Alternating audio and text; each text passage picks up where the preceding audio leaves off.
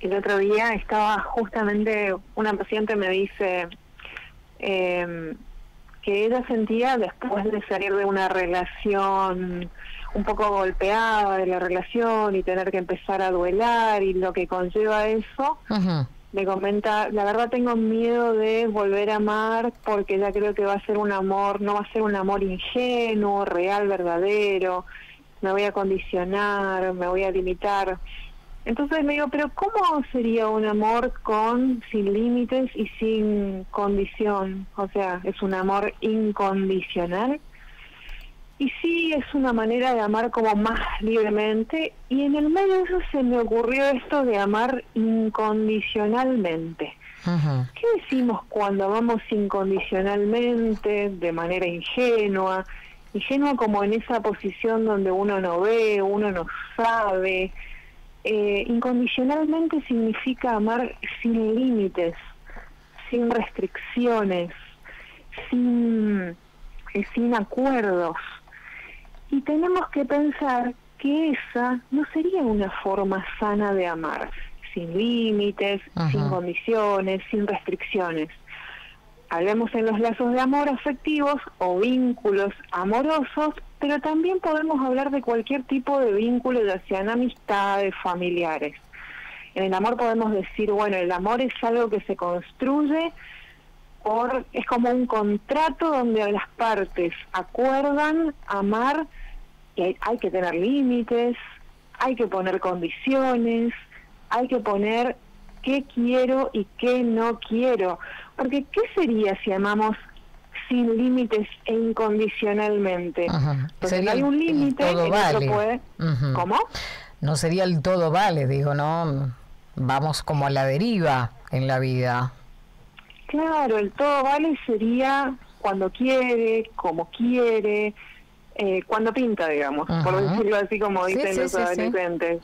Y ese cuando pinta, a una de las partes seguramente en algún momento no le va a gustar.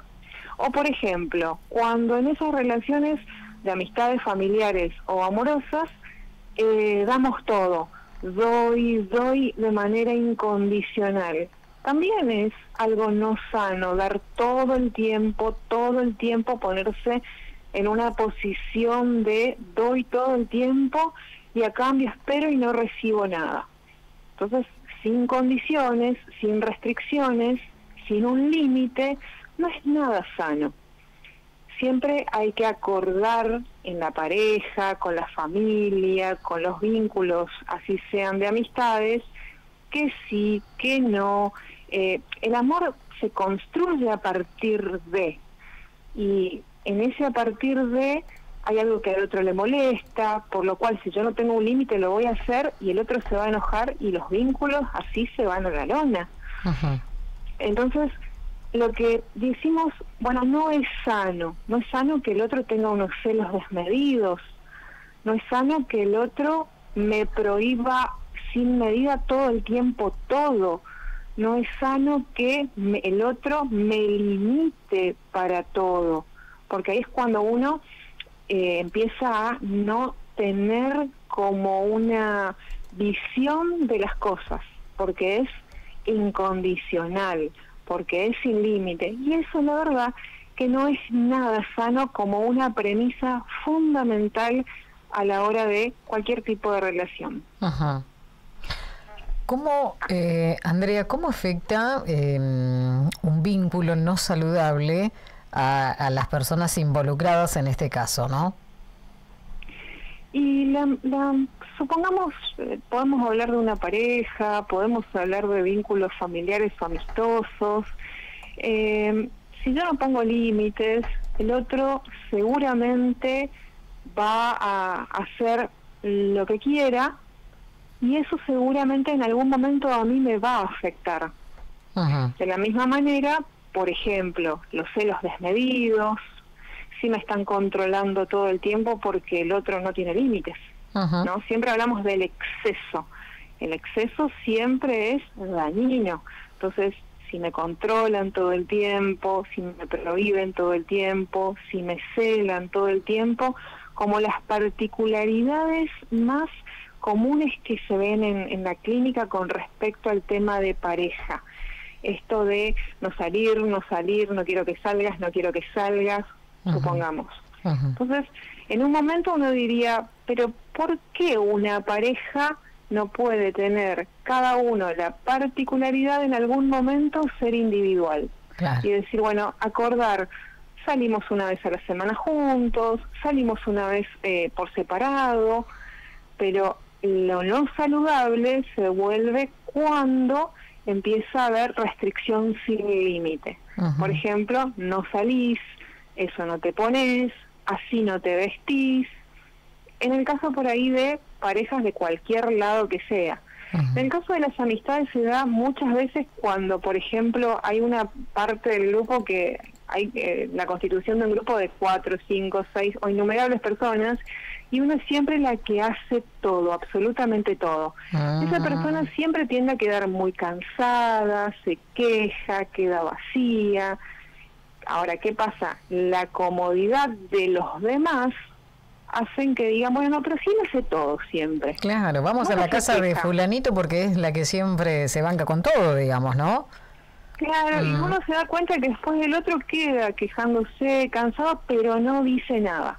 Ahí donde no fluye la palabra, donde no hay límite, donde no dice, y la otra parte se siente muy cómoda. Y sí, claro. Entonces, Andrea, ¿cómo podemos diferenciar entre problemas normales en una relación y señales de un vínculo? Y acá te voy a agregar un término que se utiliza mucho en este tiempo, tóxico. Y cuando uno realmente se ve como cansado, uno siempre cuando empieza una relación, y yo siempre digo, no podemos ser novios de buenas a primeras. Uno lo que hace es conocerse, y en el medio de ese conocerse existe la posibilidad de que se pueda construir algo que después llamemos relación. Para cuando cae ese enamoramiento, en ese enamoramiento donde nos vemos lindos, hermosos, perfectos, hacemos todo de lujo, cae esa barrera y ahí conocemos al otro tal cual es, con sus virtudes y con sus defectos. El problema es que siempre, el problema no, lo bueno sería es que siempre hay como pequeños factores que van, alarmas que van encendiéndose para mostrarnos esas cuestiones que por ahí no nos gustan. Por ejemplo, ¿por qué deberían prohibirnos salir? ¿Por qué deberían decirnos no te pongas eso a esta altura del partido, ¿no? ¿Por qué deberían decirnos no, con tus amigos no te juntás? Todo tiene una balanza y un límite. El sentido común. El sentido común hace que uno acuerde, bueno, somos una pareja que nos quedamos todos los días en casa y no salimos, o somos una pareja que salimos cada uno por nuestro lado X cantidad de veces. Es algo que uno construye con el otro a partir de consensuar entre las partes lo que uno quiere y lo que uno no quiere. Y la base fundamental para poder llevar a cabo y poder atravesar esto y sostenerlo es el respeto de las partes como fundamental para que eso se cumpla. Cuando eso no se cumple, claro, y la otra persona no cumple ese contrato, ese acuerdo, y empieza el reclamo, y estamos del lado de lo, entre comillas, tóxico. Claro, no. Escuchaba atentamente lo que estabas diciendo, Andrea, respecto al tema de los vínculos no sanos. El silencio pareciera ser un enemigo mortal para esta cuestión, ¿no? Del vínculo, de ir justamente en los momentos que hay que hablar, no se habla, se calla, como decías vos, constituye un arma, digamos, difícil de contrarrestar. Totalmente. Un enemigo número uno es el hecho de no hablar, no decir, callarse y, como se dice en criollo, comerse las palabras adentro y queda todo adentro. Genera muchísimo más malestar y lo que genera es la imposibilidad de que el vínculo sea más sano. Porque el otro tal vez a veces no tiene registro de lo que sucede, de que a mí me está molestando que algo de lo que pasa. El otro a veces no tiene registro, el otro va por la vida. En el momento que con la palabra yo le digo, le doy un sentido de lo que me molesta, de lo que no me gusta, debería ser bien recibido por la otra parte, le da un sentido y puede, mediante lo que le dije y la palabra, ponerlo en práctica y cambiarlo. Claramente es muy difícil de cambiar a veces, pero es como una lógica. Yo tengo que decir tantas veces como para que entre en el registro del otro, el otro escuche, el otro comprenda y pueda lograr ese cambio de algo que a mí me esté molestando, de algo que a mí no me guste. El problema sería si no lo cambia. Claro. Si yo sigo repitiendo, no entra en la lógica, ahí hay que ir a revisar. Es como un proceso de negociación, ¿no? Respecto a justamente esta relación. Decir, bueno, te dicen algo, vos tratás de cambiar en algo, cedes en algo, mantenés tu posición. Tal cual. Es algo muy recíproco. Siempre me parece que, y lo que siempre hablo de manera fundamental, uno no tiene por qué llegar a las peleas ni a los gritos. Me parece que cuando uno tiene un fundamento de lo que quiere decir, uno en una charla, en un diálogo, lo puede decir de manera tranquila, sin llegar a molestarse con el otro, para que el otro también lo recepcione de una buena manera. Claro. Entonces no hace falta pegar el grito en el cielo para decir lo que uno necesita. Lo que pasa que cuando dejamos mucho tiempo sin decir, reventamos a veces, y ahí cuando reventamos no sabemos cómo lo decimos y lo decimos muy mal a veces. Andrea, ¿existe una dinámica de poder desigual? Y también hay otra pregunta que fluye por acá, es si hay alguien que siempre toma las decisiones o que de alguna manera controla la relación. Sí, lo podemos ver en una dinámica disfuncional. Puede suceder donde el poder se encuentre de un lado, la sumisión del otro, y eso se ejerza y se forme como un bucle donde, digamos, siempre en sí mismo vuelve a ser la dinámica del poder, la otra persona entra en sumisión y así. Esas son estructuras, eso puede pasar en las parejas, en los familiares, en los trabajos. ¿Sí? Ahora, frente a esa desigualdad, esa asimetría en la que uno se encuentra con respecto al otro, eso sí es algo que ir a revisar en el análisis. Nosotros como sociedad, y lo digo nosotros enteramente, estamos muy acostumbrados y venimos de un patriarcado data de siglos. Entonces siempre hay cuestiones donde, por ejemplo, la mujer queda en una asimetría, que gracias a Dios eso se está como está fluyendo, está cambiando, pero bueno, ese es un ejemplo mínimo, digamos, donde uno se queda en asimetría. Puede ser al revés también, puede ser. Lo que pasa que los casos que vemos más hoy día es la asimetría, que es como el rezago cultural más feroz que nos va dejando los años que se han atravesado de el patriarcado, un poco machismo y demás. Para no entrar tanto en esa cuestión. Claro, sí, seguro. Bueno, Andrea, y acá hay una consulta que, bueno, que por lo menos a mí me llamó la atención. ¿Qué relación hay entre violencia de género y los vínculos no sanos?